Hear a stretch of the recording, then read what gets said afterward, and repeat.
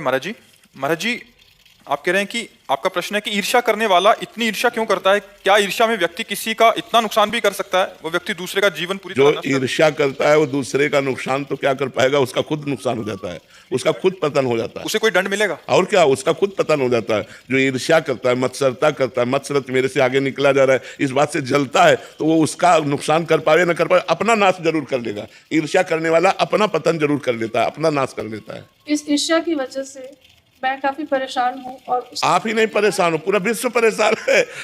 पूरा विश्व परेशान है। अपने घर में सुखपूर्वक रहने की व्यवस्था लेकिन पड़ोसी के घर में ज्यादा है, तो हम अपने घर में रहते हुए भी जल रहे हैं क्योंकि पड़ोसी के घर में ज्यादा है। हाँ, हमें अपने घर का सुख नहीं भोग रहे, हम पड़ोसी के घर के सुख का दुख भोग रहे हैं। ये ईर्ष्या सबके दिमाग में है।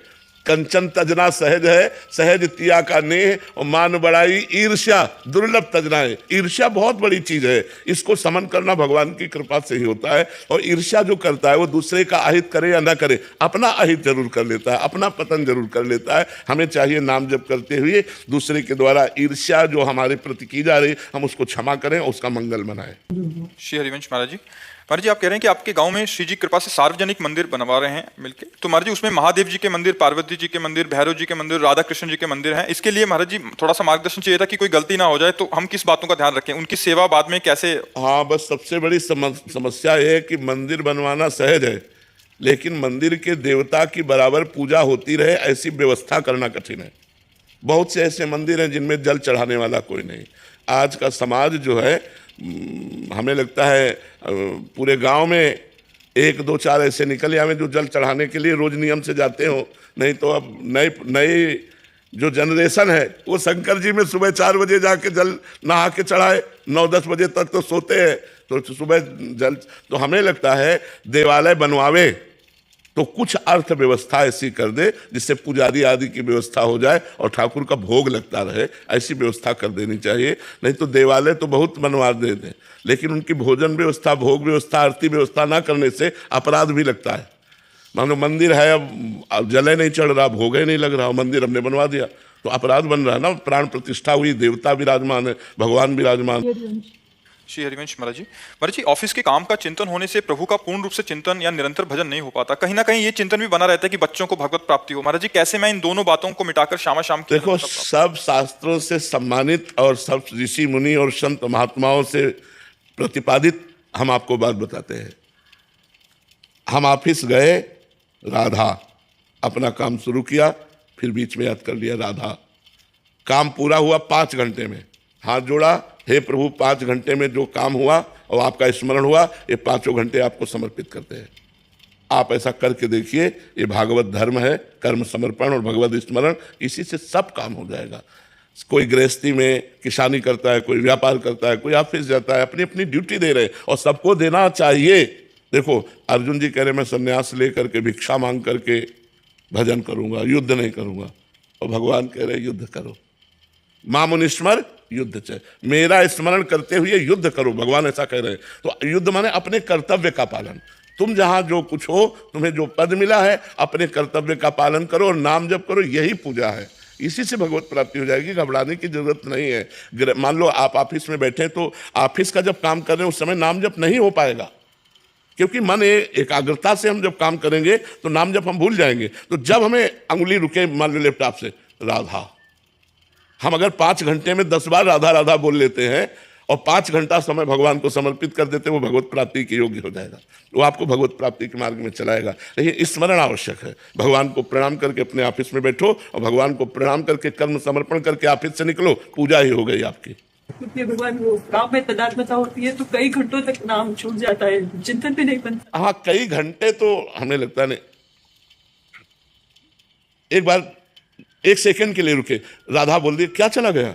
इसके लिए तो हम सावधान रहें। कई घंटे निकल गए, भगवान नाम, मुझे ऐसा नहीं लगता कोई काम जिसमें हमको 1 सेकंड का अवसर न मिले। मान लो आप राधा बोले, राम बोले, शिव बोले, कृष्ण बोले, कृष्ण काम, कृष्ण, फिर काम, कितना सुंदर बढ़िया भजन बन जाए।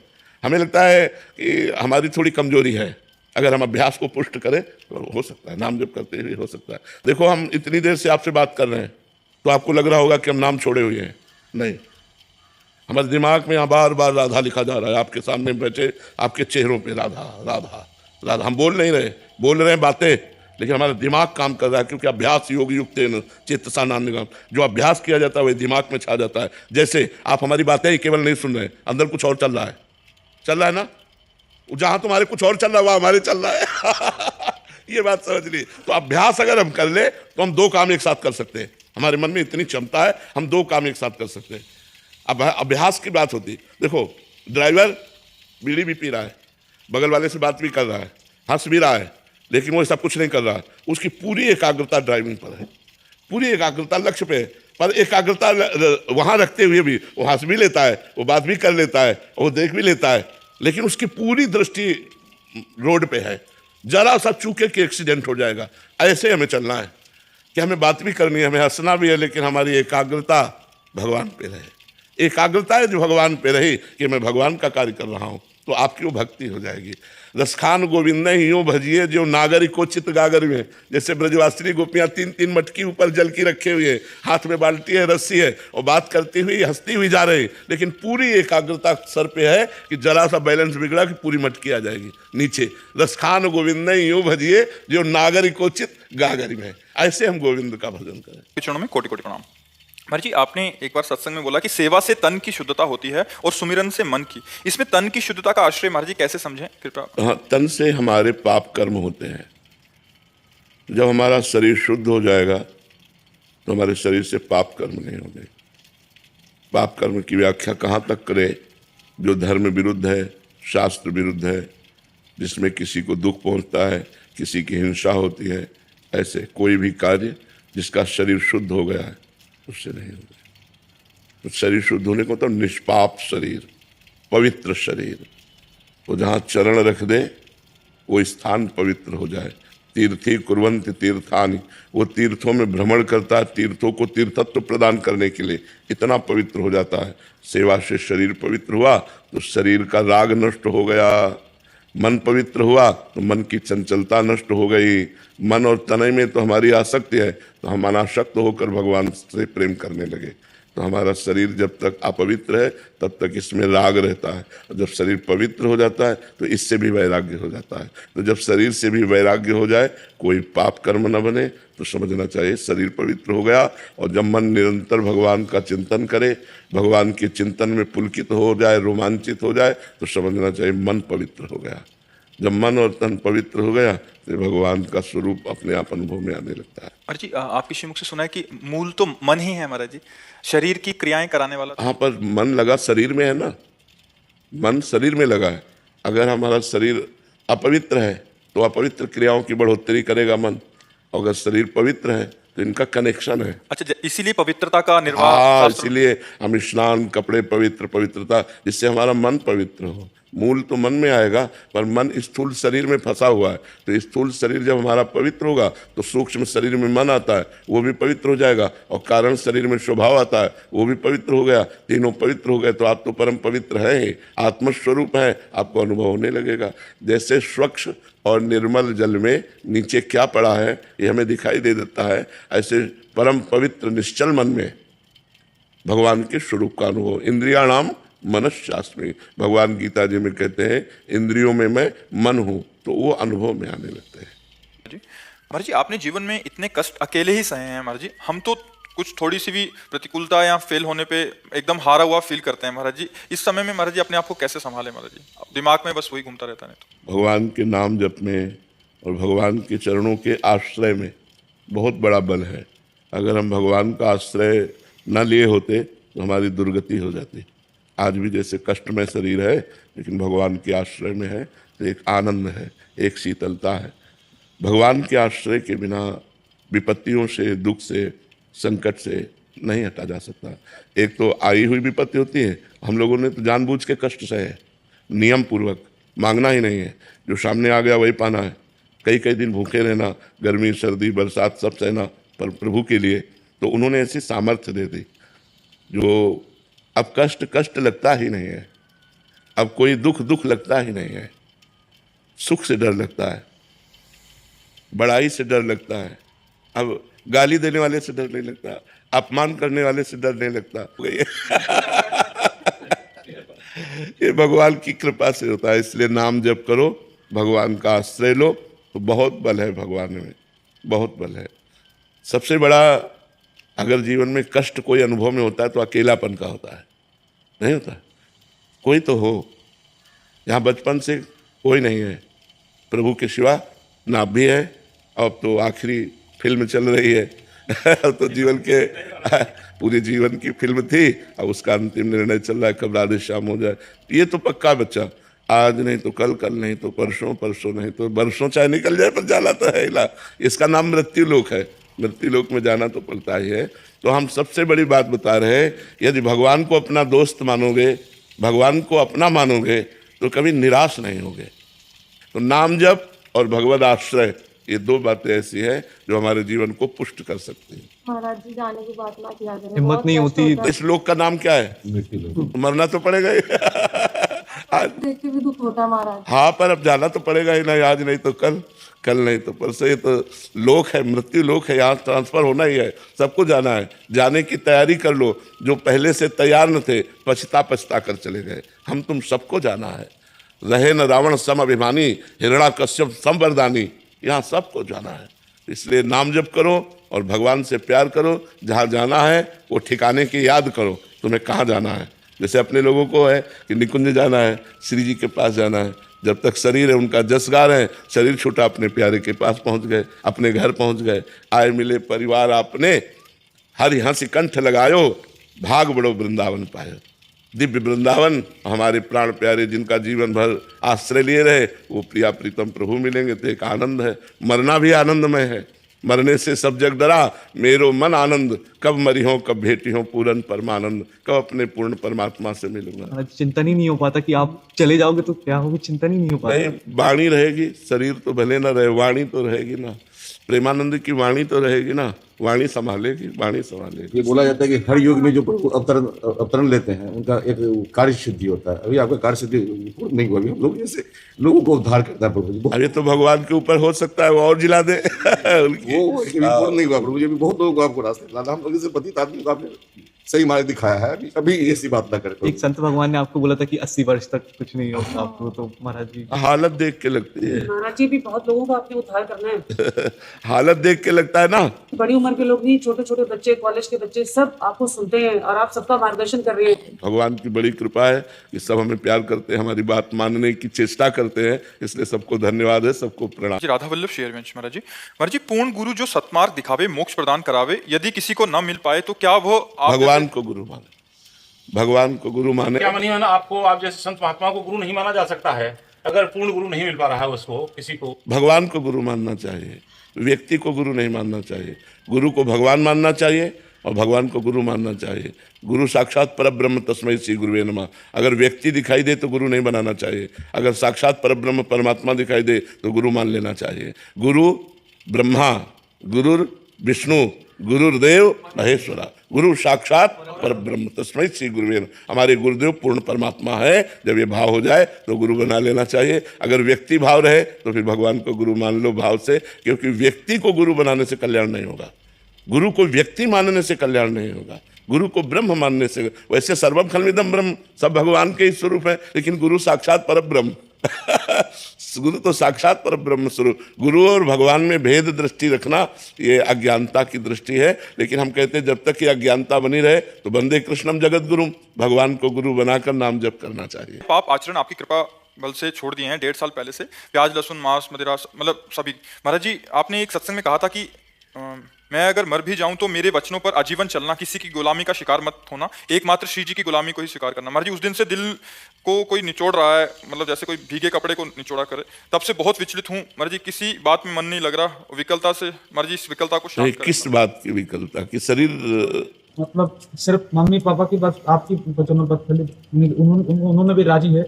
बस आप ये जो आप जाने की बात, अभी तक आपसे मतलब मिलन हुई वो बात नहीं हुई जो होनी चाहिए। हमारे नाम दे दीजिए, हमें स्वीकार कर दीजिए, ये संसार से बस घोर वैराग्य हो जाए और आपकी चरणों में बस अखंड भक्ति और अखंड, हमें और कुछ ना चाहिए। आप नाम जप करो, नाम जप। हम आपको एक आंतरिक बात बता दें, यदि आप हमारी बात मानोगे, हम कोई मतलब सिद्धि या चमत्कार की बात नहीं कहते, तो तुम्हारे खोपड़ी में प्रेमानंद बैठा मिलेगा। ये तुम देख लेना, तुम्हें लगेगा कि हमारे माइंड पे वो बैठे हुए हैं और वो मुझे चला रहे हैं, क्योंकि ये जीवन भगवान को समर्पित जीवन है। मतलब किंचन मात्र इस जीवन में अपना अस्तित्व नहीं है। भगवान बुलवा रहे हैं, पढ़े लिखे नहीं हैं, भगवान चला रहे हैं, हमारी किडनी फेल है, मतलब अपना अस्तित्व, मनुष्यत्व का अस्तित्व नहीं है। ये केवल भागवतिक प्रभाव से चल रहा है। तो अगर आप हमारी बात मानोगे तो आपको दिखाई देगा माइंड में ही वो बैठे हुए चला रहे हैं। बाहर की तो बात जाने दो, माइंड में बैठे हुए वो चला रहे हैं, हमारे दिमाग में वो बैठ चुके हैं। जो बाबा ने ये बोला है, बाबा ने ये बोला है, बाबा ने कहा ऐसे चलना है, ये माइंड में बैठना होता है। तो माइंड में बैठ करके ही तुम्हें भगवत प्राप्ति कर। महाराज जी, क्या भाग्य हमारे जीवन को नियंत्रित करता है या हमारे प्रयास और प्रार्थना हमारे जीवन को बदल सकती है? नहीं, भाग्य नियंत्रित करता है। कब तक? जब तक हमारा प्रयास आध्यात्मिक नहीं होता। आध्यात्मिक प्रयास होने पर भी भाग्य अपना प्रभाव दिखाता रहता है, लेकिन वो हमको परास्त नहीं कर सकता। आध्यात्मिक उन्नति होने पर हम अपने नए प्रारब्ध की रचना कर सकते हैं, नए भाग्य की रचना कर सकते हैं, लेकिन वो केवल आध्यात्मिक प्रयास से ही होगा, भौतिक प्रयास से नहीं। भौतिक प्रयास की सफलता और असफलता ये पूर्व भाग्य पर आधारित है।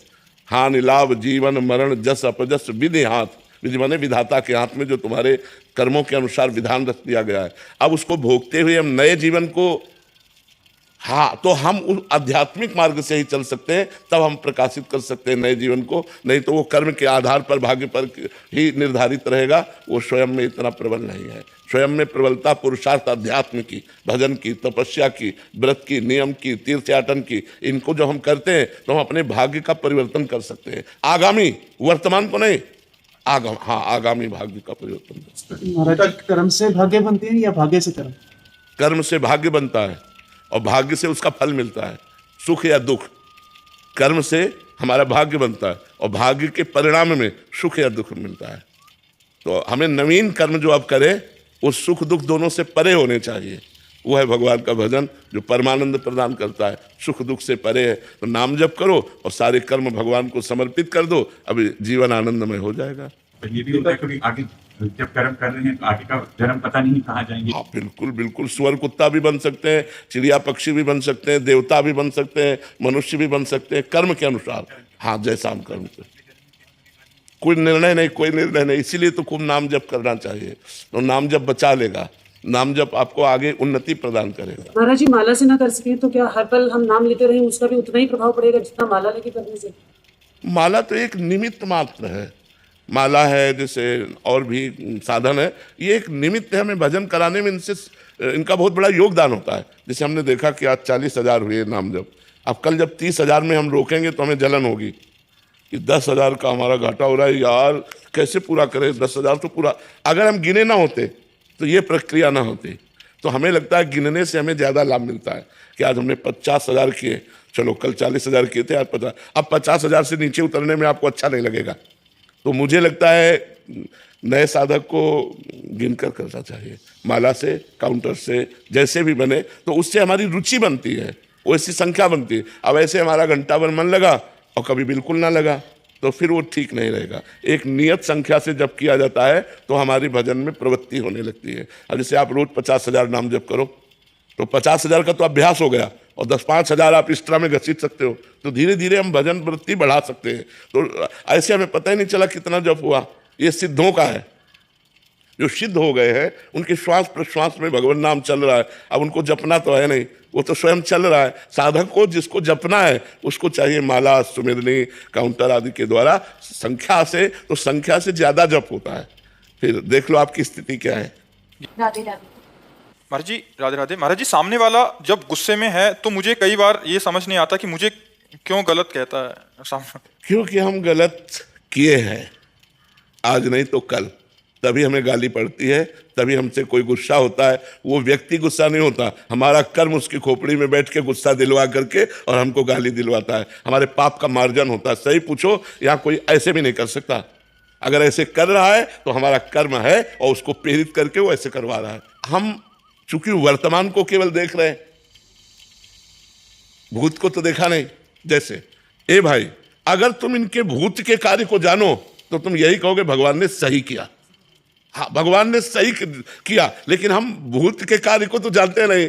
हम वर्तमान के दृश्य को देखते हैं। यहाँ जो भी हो रहा है हम अपने कर्मों का भोग भोग रहे हैं, हम अपने अपने कर्मों का भोग भोग रहे हैं। जैसे पूर्व में हमारे द्वारा जो कर्म होता है वो अधिक रूप लेकर के हमें दंड देता है। तो इसमें कर्म विधान है, भगवान का नहीं। बोले भगवान ने उसको प्यार किया, नहीं, भगवान के वो भी प्यारे थे, ऐसा नहीं था। भगवान सब मम प्रिय सब मम उपजाए, पर कर्म प्रधान विश्व रचि राखा, और जो जस करे ताज फल चाखा। इसमें चूंकि कर्म हमारा भूत में होता है, भूत के पर्दे में, उसे हम देख नहीं पाते, और वर्तमान में जब दंड मिलता है तो लगता है भगवान बड़ा निर्दयी, हमारा अकेला लड़का था 20 साल का, उसको भगवान ने मार दिया, हमने क्या किया, भगवान की पूजा की, भगवान की आराधना की, भगवान ने हमारे साथ क्या किया। ये जीव भगवान पर अश्रद्धा कर लेता है, जबकि ऐसा नहीं है। वो बड़े कृपालु हैं, पर उसकी आयु ही कर्म के अनुसार इतनी थी। अब आप पूजा करो या न करो 20 साल में हो जाएगा। तो ये बातें समझनी है सत्संग के द्वारा, कि हमको कोई अगर क्रोध करता है, कोई गाली देता है, तो कहीं ना कहीं वो हमारे किसी कर्म का मार्जन है, हम समझ नहीं पाते और नया कर्म कर बैठते। और अगर हम चुप सह जाए तो हमारे कर्म का मार्जन हो जाएगा, पर सहना बहुत कठिन है।